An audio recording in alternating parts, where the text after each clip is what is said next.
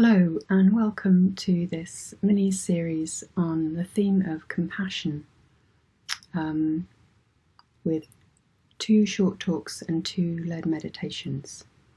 So the first one's going to be focusing on self-compassion, and then the second one on compassion for others. And there'll be a short talk and then a related led meditation. And the led meditations, they're intended for people who are familiar with meditation, who've got an established meditation practice. So the first of these, looking at self-compassion, the title is Saying Yes to the No. And in the Buddhist teachings, compassion is framed as the natural response of the heart when it meets suffering. The natural response of a loving heart to suffering. And of course, suffering, dukkha, suffering or unsatisfactoriness, is really the starting point of the Buddha's teachings. And he diagnoses the real problem with suffering as being how we relate to whatever arises in our experience. We've got this incredibly strong tendency to relate to it with resistance, to not want what's happening, aversion, or to want something that's not happening, craving. And those two are the flip sides of each other. So in this way, we resist what's actually happening in our experience. So it's interesting, I've sometimes found that people are very familiar with this teaching, that suffering arises from craving and aversion.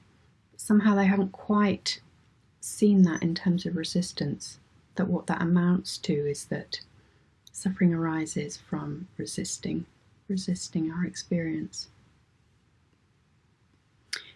So this resistance happens in very gross ways and in very subtle ways. So we might just be in a state of rage and absolutely resistant to what's happening. Or we might just be very subtly not quite content with what's happening right now. We might not even be aware of the particulars of what it is that we're not wanting, or what it is that we're wanting instead. But there's just sort of not very conscious or specific sense of not this, and a sense of pulling away from the present moment, not quite being content to be present, not quite being at peace with what's happening in this moment. So our resistance to experience it is supported by, underpinned by delusion, by distorted views, and those views can go very, very deep. And when we're resisting, it can quickly get very, very complicated. So, for example, maybe I'm in coronavirus lockdown and I'm feeling very frustrated, annoyed, upset because there's someone I really want to see. I want to be able to see them, give them a hug. I can't do that. So I can't have what I want. And I'm resisting that.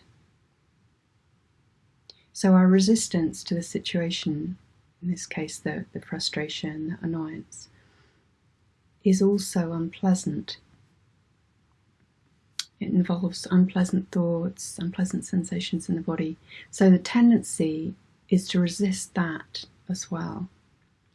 And maybe thoughts arise like, why am I feeling this? Why am I getting so het up? I should just relax.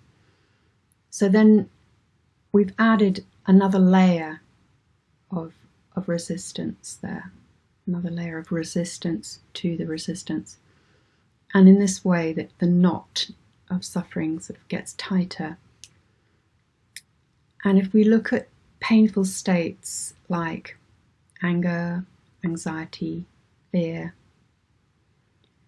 we can see that they're fueled, they're maintained by this resistance to them. They can't really survive without that. So how do we work with this? So in the teachings, in the Buddhist teachings, suffering is really seen as a potential gateway to wisdom, gateway to compassion, or both.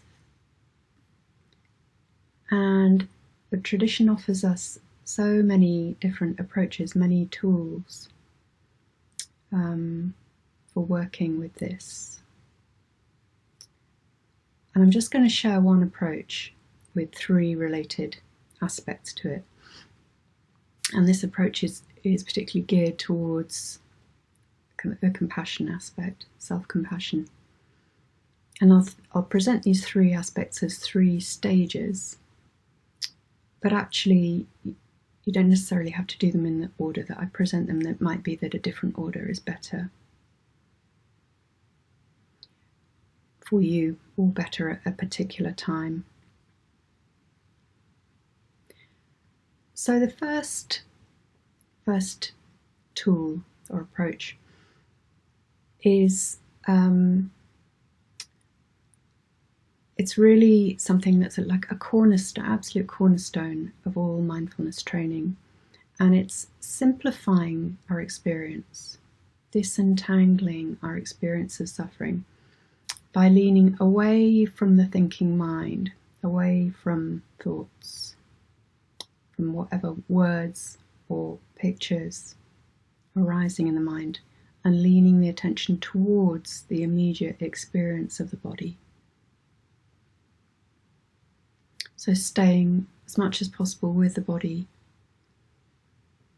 opening up the awareness to sensations of tightness that always come when there's resistance, when there's craving and aversion. So the second element is just feeling the painfulness. So when our energy is really going into resisting experience, we're actually taken away from the simple reality, this hurts. But it's that that's needed for compassion to arise. It's the heart's response to suffering, so that suffering needs to be seen clearly, whether that's as our own suffering or another's suffering. For the heart to open, that needs to be clearly seen and felt and known, rather than avoided. So, next aspect, seeing and knowing our experience as dukkha, as suffering. So this is related, very much related obviously to the last one, but it goes a little bit further. So as well as feeling, recognizing that it hurts, this is about fully recognizing the experience for what it is, seeing it as dukkha. So in other words, seeing it as part of the human condition, something that others feel as well.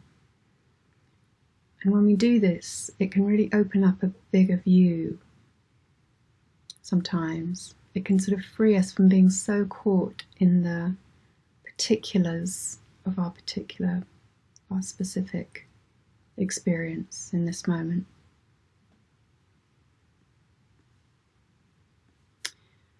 So we resist experience, or we say no to it, through our thoughts, through clenching up in the body. And then often we say no again to the resistance that's so painful. And then it can easily become this cascade of no's. So can we instead say yes? Yes to the experience, yes to the resistance, yes to the resistance if that comes. And we might need to start with that sort of, we could think of as the outer layer, what's happened most recently, that resistance to the resistance.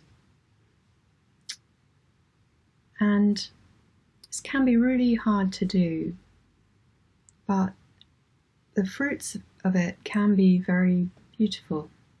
Compassion, peace, freedom. And sometimes something quite magical can happen in that yes, in that dropping of resistance, that coming into finding a peace with our experience. And for most of us, it takes a lot of patience and lots of practice. So I'm going to offer a meditation practice to explore this.